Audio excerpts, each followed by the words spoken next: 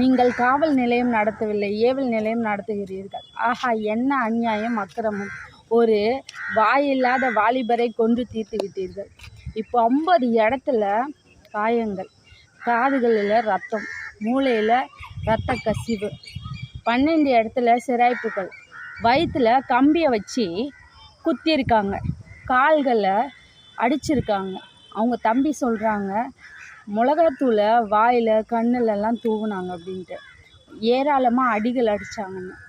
ஒரு தனி மனிதனை கேள்வி கேட்க தைரியமாக இருக்க காவல் நிலையத்தில் சமூக பொருளாதாரத்தை முழுக்க அழிச்சிக்கிட்டு இருக்க எத்தனையோ கொள்ளையர்கள் எங்கெங்கேயோ போய் ஒழிஞ்சிட்ருக்காங்க.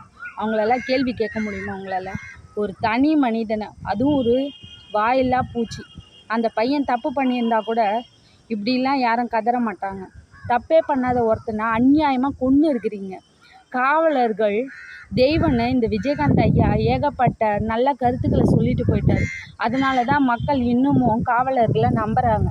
ஆனால் நீங்கள் பண்ணுற அநியாயம் இருக்க, நீதி அரசர்கள் என்ன பண்ணுறாங்கன்னு தெரில. காவலர் பெரிய பெரிய அதிகாரிகள்லாம் என்ன பண்ணுறாங்க? இந்த காவலர்களை பணியிலிருந்து மொத்தமாக தூக்கணும், பல தண்டனைகள் கொடுக்கணும். ஒன்றும் இல்லை, பல தண்டனைகள் கொடுக்கணும். ஏன்னா மக்கள் இவங்கள நம்பி தான் வாழ்ந்துட்டுருக்காங்க. எங்களுக்கு நடக்கிற அநியாயத்தில் காப்பாற்றுவாங்க. இந்த காவலர்கள் பண்ணக்கூடிய கொடுமைகளும் அக்கிரமங்களும் அநியாயங்களும் அதிகமாக தான் நாளுக்கு நாள் அதிகமாகிட்டுருக்கு. நல்ல காவலர்களும் இருக்க தான் செய்கிறாங்க. ஆனால் இந்த தம்பிக்கு நடைபெற்ற அநீதிக்கு கண்டிப்பாக ஒரு நல்ல நீதி கிடைக்கணும். எல்லாருக்கும் இது ஒரு நல்ல பாடமாக இருக்கணும்.